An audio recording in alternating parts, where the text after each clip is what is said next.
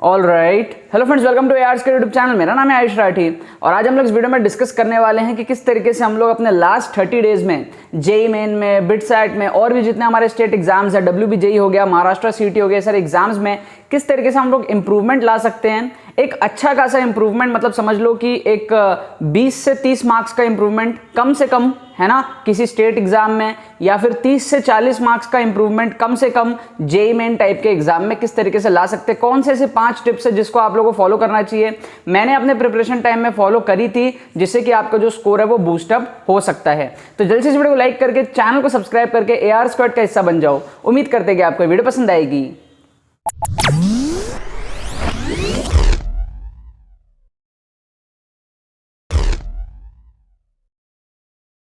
तो यार सबसे पहले तो वो स्टूडेंट्स जो वीडियो को पहली बार देख रहे हैं, मैं रिक्वेस्ट करूंगा आप लोगों से कि आप लोग चैनल को सब्सक्राइब कर लो, क्योंकि चैनल पे हमारे पास में स्ट्रैटेजी, टिप्स और हमारे पास में जो ट्रिक्स एंड चीट कोड्स की वीडियोस है वो भी चल रही है, जिसमें कि आपको हर एग्जाम के ट्रिक्स एंड चीट कोड्स मिलते हैं, चाहे वो जेई मेन हो, बिटसैट हो, WBJEE हो, महाराष्ट्र सीटी हो।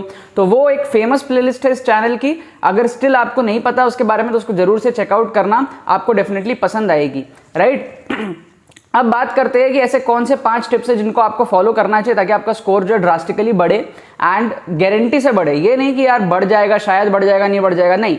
इन 5 टिप्स को अगर आप फॉलो करते हो तो आपका स्कोर डेफिनेटली इंक्रीज होगा, और इनको मैंने भी अपने टाइम पे फॉलो करी थी। मेरे बारे में अगर नहीं जानते हो तो मैं एडवांस क्वालिफाइड हूँ, IIT एडवांस क्वालिफाइड हूँ, NIT त्रिची से पढ़ा हूँ। जेई मेन में मेरी रैंक आई थी 15,000 2017 के अंदर में, तो मैं NIT त्रिची में पढ़ा था।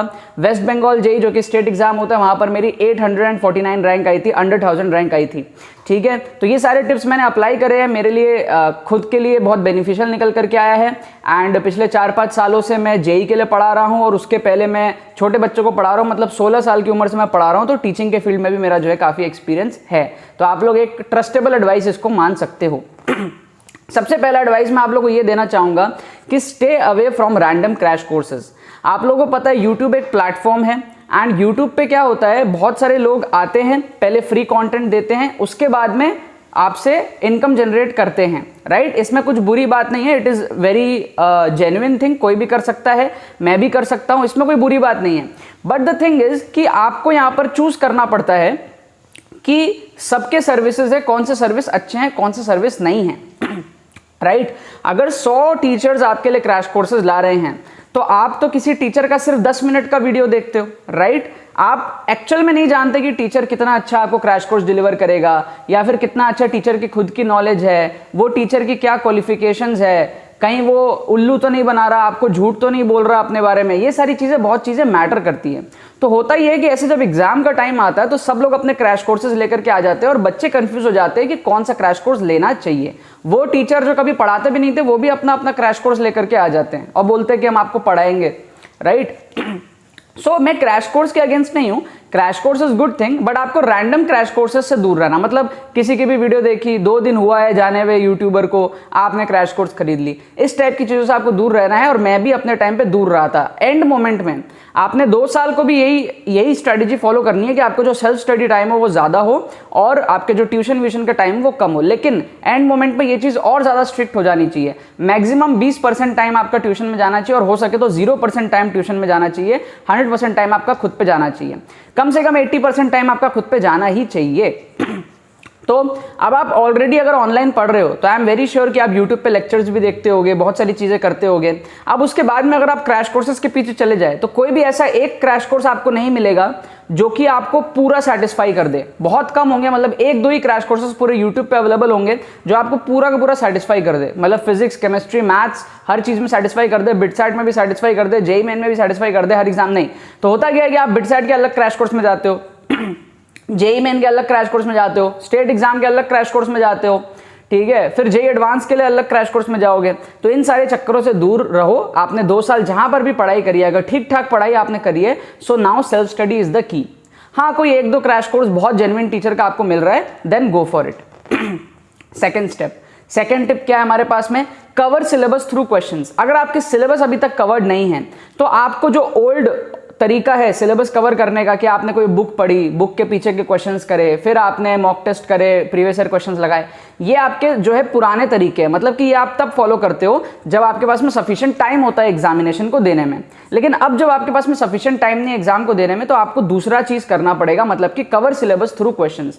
पहले आप क्या कर रहे थे, क्वेश्चंस तक जा रहे थे सिलेबस को कवर करते हुए, अब आप क्वेश्चंस के थ्रू ही सिलेबस कवर करोगे। ये कैसे होता है, बहुत ही मजेदार तरीका है। मैंने भी इसको फॉलो करी है और ये मेरा ही एक तरीके से आप कह सकते हो इन्वेंट करा हुआ तरीका है। मतलब इन्वेंट तो नहीं, बट इसको मैंने एक्सप्लोर करा है बहुत ज्यादा जेई के फील्ड में। अगर आप क्वेश्चंस, जैसे आपके पास में बहुत सारे बुक्स होते हैं जिसमें सॉल्व्ड क्वेश्चंस होते हैं, अब वो प्रीवियस ईयर क्वेश्चंस भी हो सकते हैं, राइट। तो उसमें अगर आप क्वेश्चन सॉल्व करते हो एक एक चैप्टर का, तो आपको दिक्कत आएगी क्योंकि आपने सिलेबस सही से कवर अप नहीं किया है।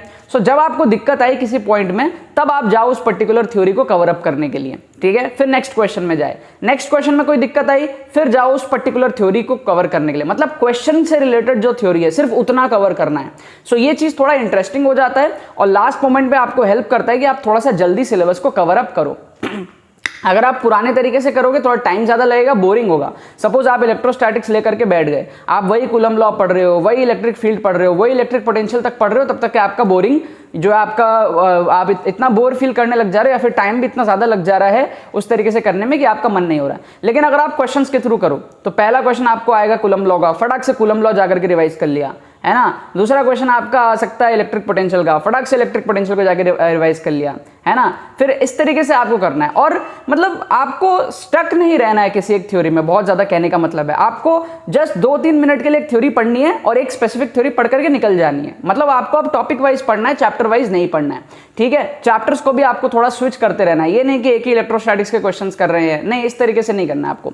तो इसके लिए इंपॉर्टेंट क्या है कि you should do solved questions, मतलब कि आपके बुक में सॉल्यूशंस होने चाहिए। अगर सॉल्यूशंस भी नहीं हुआ तो फिर दिक्कत आएगी बहुत ज्यादा। सॉल्यूशंस हुआ तो आप सॉल्यूशन पढ़ोगे, उसके बाद में उससे रिलेवेंट थ्योरी देखोगे एंड आपको जो है सॉल्यूशन क्लियर हो जाएगा एंड आपका जो है वो टॉपिक थोड़ा सा स्ट्रांग हो जाएगा। ये चीज शुरू में थोड़ी सी अनकंफर्टेबल लग सकती है आपको, लेकिन जब आप इसको 1-2 दिन कर लोगे तो आप इसमें बहुत ज्यादा कंफर्टेबल हो जाओगे। फिर आपको पुराने तरीके से पढ़ने का लास्ट महीने में मन ही नहीं करेगा, ठीक है। तो ये रहा टिप नंबर 2। अब टिप नंबर 3 बहुत इंपॉर्टेंट है। Increase your study time but efficiently. मतलब आपको अपने स्टडी टाइम को 4 गुना 5 गुना बढ़ाना है, 5x कर दो। अगर आप 3 घंटे पढ़ते हो तो 15 घंटा पढ़ने का ट्राई करो, 2 घंटे पढ़ते हो 10 घंटा पढ़ने का ट्राई करो। ऑलरेडी 10 घंटे पढ़ते हो तब 5x नहीं हो पाएगा, तब 1.5x हो पाएगा। इस तरीके से मतलब आप लोग अपने हिसाब से देख लेना, लेकिन वो पढ़ाई एफिशिएंट होनी चाहिए। ये नहीं कि उस पढ़ाई के बीच में कुछ और कर रहे हैं, या फिर गर्लफ्रेंड को याद कर रहे हैं, एक्स गर्लफ्रेंड को याद कर रहे हैं, गर्लफ्रेंड पटाने के बारे में सोच रहे हैं, या उसके बीच में आप कोई मैच देख रहे हो या कुछ भी कर रहे हो, या कुछ मतलब खेलना कूदना इज अ डिफरेंट थिंग। उससे क्या है आपका पढ़ाई और अच्छा होता है। आप डेली जाकर के खेल सकते हो अभी भी आधा घंटा, या फिर आप दौड़ सकते हो थोड़ा जाकर के, एक्सरसाइज कर सकते हो, that is different thing. But जब आप पढ़ रहे हो ना, तो भी आप एक्टिवली पढ़ सकते हो। मतलब थोड़ा आप वॉक कर लिए, ये सब चीजें आप कर सकते हो। थोड़ा माइंड फ्रेश करने के लिए बाहर देख लिया, लेकिन वो चीज ऐसी होनी चाहिए कि उसमें भी आप कुछ सोच रहे हो। मतलब कि अगर आप बाहर भी देख रहे हो तो आपके जैसे अभी मैं बाहर देख रहा हूं, लेकिन मेरे माइंड में थॉट चल रही है कि हाँ मैं ये वीडियो बना रहा हूं, मतलब I am somewhere focused in this only. मैं देख बाहर रहा हूं, थोड़ा रिफ्रेश कर रहा हूं, लेकिन अपना माइंड में जो है दोनों काम कर रहा हूं, बाहर भी देख रहा हूं, ये वीडियो भी बना रहा हूं। इस टाइप की चीजें आपको करनी है। ऐसा कोई भी चीज नहीं करना है बिग बॉस देख लिए तो आपका पूरा का पूरा दिमाग वहां चला गया, इस टाइप की आपको कोई भी चीज नहीं करनी है, ठीक है। वही चीज करनी है जिसमें आपका ब्रेन काम कर रहा हो। सपोज कर लो आप बैठ के चाय पी रहे हो, सपोज, है ना, दोस्तों के साथ जाकर के चिल कर रहे हो, चाय पी रहे हो, लेकिन वहां पर भी आप चाय के अड्डे, मैं जैसे ऐसा करता था, मैं फोन में फोटो खींच के चला जाता था, बुक की फोटो खींच के चला जाता था। अब वहां चाय पी रहे, सब फोन चला रहे हैं और मैं भी फोन चला रहा हूँ, एक्टिंग कर रहा हूँ मैं फोन चलाने की, लेकिन मैं पढ़ रहा हूँ एक्चुअल में। फोन में मैंने इमेजेस ले रखे हैं बुक के, और वहां पे मैं चाय पीते पीते पढ़ रहा हूँ। इस तरीके से टाइम यूटिलाइज करना होता है आपको। अगर कहीं आपका टाइम वेस्ट भी हो रहा है, आप कहीं बाहर जा रहे हो, ट्रैवल कर रहे हो, इस तरीके से फोन में फोटो खींच करके चले जाओ। समझ गए बात को? तो एफिशिएंसी बढ़ानी होती है टाइम के साथ साथ, और पर चैप्टर का टाइम कम करना होता है। मतलब ये नहीं कि एक ही चैप्टर को लगा रहे 7-8 घंटा, नहीं। एक चैप्टर अगर आप 2 घंटे पढ़ते थे, उसको आप कम कर दो, 5 गुना कम कर दो। अगर आप 2 घंटे एक चैप्टर पढ़ते थे तो कितना हुआ, 120 मिनट हुआ, है ना। अब उसको 5 मिनट से अगर आप 5 गुना कम करोगे तो 24 मिनट होंगे आपके, राइट। तो इतना ही टाइम आपको पढ़ना है एक चैप्टर को, मतलब 20 से 25 मिनट आपको एक चैप्टर को देना है मैक्सिमम, उससे ज्यादा नहीं, क्योंकि अब आपको उसमें टाइम बहुत कम है, चैप्टर्स बहुत ज्यादा है। और एक बार में आप एक चैप्टर, अगर मैं आपको बोलता हूं कि यार आपको 2 घंटे मिले हैं, आपको एक चैप्टर है let's say centre of mass, तो क्या आप उस 2 घंटे में उस सेंटर ऑफ मास को A to Z कंप्लीट कर लोगे? और सीधा एग्जाम में बैठ जाओगे? नहीं ना, हमेशा आपके मन में एक अधूरापन रहता है, क्योंकि आपको लगता है कि यार ये जेई है, थोड़ा सा और पढ़ना पड़ेगा, थोड़ा और क्वेश्चन सॉल्व करना पड़ेगा। तो आज तक मैं आपको बता रहा हूं, ऐसा कोई एक चैप्टर भी नहीं है जो मैं आंख बंद करके बोल दूं कि इस चैप्टर के मेरे को सब कुछ आते हैं, या इस चैप्टर में हर क्वेश्चन सॉल्व कर दूंगा। इवन वेक्टर्स सबसे आसान चैप्टर है, लेकिन मैं गारंटी के साथ साइन करके तुम्हें नहीं दे सकता कि मैं वेक्टर्स के हर क्वेश्चन सॉल्व कर लूंगा। इट इज पॉसिबल ही नहीं है यार क्योंकि हम यहां पर जेई की बात कर रहे हैं, ठीक है। So what you have to do is, आपको पर चैप्टर का टाइम कम करना है ताकि आपको वापस टाइम मिले उस चैप्टर को पढ़ने के लिए। आप एक ही बार में पूरा टाइम लगा दिए तो फिर आप उसमें वापस ही नहीं आ पाओगे, टाइम ही नहीं बचेगा, बाकी चैप्टर भी करने हैं। तो एक चैप्टर को 20 से 25 मिनट करो, फिर अगले में जाओ, फिर अगले में जाओ, फिर अगले में जाओ, फिर वापस इसमें आ जाओ, है ना। तो इससे क्या होता है, आप एक दिन में बहुत चैप्टर्स कवर अप कर सकते हो। अगर आप पर घंटे 2 चैप्टर कवर करते हो और अगर आप 12 घंटे भी पढ़ लिए दिन के, तो आप दिन में 24 चैप्टर कवर अप करते हो। हाँ, वो 24 चैप्टर आपके कंप्लीट नहीं होंगे, आधे आधे होंगे, है ना, रिवीजन के फॉर्मेट में आप कर रहे हो ना अभी तो, राइट। लेकिन फिर कल वापस से वो 24 चैप्टर होगा, परसों वापस से वो 24 चैप्टर होगा, तो 3 दिन के अंदर तो 24 चैप्टर एकदम स्ट्रांग हो जाएगा ना। समझ में आ रहा है आपको बात? लेकिन अगर आप यही 5 घंटा एक चैप्टर पे लगाते तो एक दिन में 2 ही चैप्टर होता, 3 दिन में 6 ही चैप्टर होता। समझ रहे हो? ये एक बहुत तगड़ा टेक्निक है। आपको लगेगा यार टाइम तो दोनों सेम ही यूज हो रहा है, लेकिन टाइम यूज होने पर भी जो मैंने मेथड बताया है उसमें ज्यादा चीजें कवर अप होती है, ठीक है। तो आपको शॉर्ट ड्यूरेशन में चैप्टर पढ़ना है और फिर उस चैप्टर को अगले चैप्टर में चले जाओ, दूसरा चैप्टर पढ़ो, एक चैप्टर में अटके मत रहो, और टोटल टाइम को आपको बढ़ा देना है और एफिशिएंटली पढ़ाई करनी है, राइट। ये था टिप नंबर 3। टिप नंबर 4 है, बहुत सारे बच्चे अभी भी जो है डीपीपी कर रहे हैं, यूट्यूब पे टीचर्स के डीपीपी ले रहे हैं, अलग अलग प्लेटफॉर्म पे टीचर्स के डीपीपी, लेकिन प्रीवियस ईयर क्वेश्चन बहुत सारे बच्चों ने अभी तक स्टार्ट नहीं करी है। मेक श्योर आप जो भी एग्जाम दे रहे हो, चाहे वो जेई मेन हो, बिटसैट हो, महाराष्ट्र सीटी हो, डब्ल्यूबीजेई हो, कॉमेट के सीईटी, कुछ भी हो, मेक श्योर कि आप अब प्रीवियस ईयर क्वेश्चन की बुक मंगा लो एंड मॉक टेस्ट की जो है बुक मंगा लो। अगर आप ऑनलाइन कहीं पर दे रहे हो बहुत अच्छा बात है, अगर ऑनलाइन कहीं नहीं दे रहे हो तो एटलीस्ट ऑफलाइन देना स्टार्ट कर दो मॉक टेस्ट। और प्रीवियस ईयर क्वेश्चन तो मैंडेटरी है, मतलब आपको सॉल्व करने उसी एग्जाम के पास्ट ईयर क्वेश्चंस। ये बहुत सारे बच्चे मिस करते हैं, मैंने भी ये मिस किया था, हालांकि मैंने कोशिश करी थी करने की, बट क्या होता है ना, आप लास्ट के दिनों में आपको टाइम ही नहीं मिलता। हम लोग क्या सोचते हैं लास्ट हफ्ते में कर लेंगे, लास्ट हफ्ते जब आते हैं आप देखते हो यार प्रीवियस ईयर क्वेश्चन इतने सारे हैं कि आपसे कंप्लीट ही नहीं होते। सो प्रीवियस ईयर क्वेश्चंस को कंप्लीट करने के लिए आपको 1 महीना चाहिए, उसको हल्के में मत लो। जब आप देखते हो ना कि हाँ 10 पेपर ही तो है, 1 हफ्ते में सॉल्व हो जाएगा, 10 दिन में सॉल्व हो जाएगा, नहीं होता है, राइट। आपको टाइम चाहिए, बिकॉज आपको एनालाइज भी करना पड़ता है, राइट। तो आप क्या करो, बहुत सारे क्वेश्चन में अटकोगे तो आपको सॉल्यूशन भी देखने पड़ेंगे। So you will have to take time, you will have to have some time with you, ताकि आप प्रीवियस ईयर क्वेश्चन को कंप्लीट कर पाओ। सो मेक श्योर आप लास्ट 1 महीना प्रीवियस ईयर क्वेश्चंस को ही सॉल्व करो। किसी भी बुक के क्वेश्चंस को सॉल्व करने से अच्छा है प्रीवियस ईयर क्वेश्चंस को ही सॉल्व करो आप, ठीक है। तो उससे क्या होगा, एग्जाम टेम्परामेंट डेवलप होगा, आपको आदत बनेगी उस एग्जाम पर्टिकुलर एग्जाम के क्वेश्चंस को फील करने की, आप ज्यादा फील कर पाओगे एंड ज्यादा कॉन्फिडेंट बन पाओगे उस एग्जाम को जो आप एक्चुअली दे रहे होगे उस दिन। इसका असर आपको, इस 1 महीने का असर उस दिन दिखेगा, right. So previous year question की बुक, मॉक टेस्ट की बुक आपके पास होनी चाहिए। अगर आप ऑनलाइन नहीं दे रहे हो तो जितने भी इंपॉर्टेंट एग्जाम्स है, बिटसैट हो गया, डब्ल्यूबीजेई हो गया, महाराष्ट्र, सबके मैंने प्रीवियस ईयर क्वेश्चंस के बुक और मॉक टेस्ट के बुक आपको डिस्क्रिप्शन में दे दिए हैं, आप लोग उसको चेकआउट कर सकते हो अगर आपको बाय करना है तो। बहुत सारे बुक्स के मैंने रिव्यू भी डाल दिए, तो चैनल पे एक अलग से प्लेलिस्ट बनी हुई है AR रिव्यूज करके, बुक्स एंड गैजेट्स, उसमें बहुत सारे बुक्स के मैंने रिव्यू भी करी है, वहां से जाकर के आप रिव्यूज भी चेक कर सकते हो बहुत सारे बुक्स की, अच्छे अच्छे एग्जाम्स की बुक्स की, ठीक है। और उसके बाद में आप लोग चेकआउट कर सकते हो उसको ऑफलाइन मार्केट से या फिर ऑनलाइन, राइट। 5वां टिप हमारे पास में ये होगा कि बहुत सारे बच्चे टेस्ट दे देते हैं, मॉक टेस्ट दे देते हैं, बट उसको एनालाइज नहीं करते। So analyse your paper, analyse your mock test, उसको एनालाइज करना पड़ता है। जो आपने टेस्ट दिया है उसको पहले तो एग्जाम फॉर्मेट में देना है ना, प्रॉपर यूनिफॉर्म में देना है आपको। ये नहीं कि आप घर में हाफ पैंट चड्डी पहन करके एग्जाम दे रहे हो और वहां पर आप जीन्स पहनोगे, नहीं। जब आप घर में मॉक टेस्ट देते हो घर में भी जीन्स पहन के ही देना पड़ता है, जूते पहन के ही देने पड़ते हैं।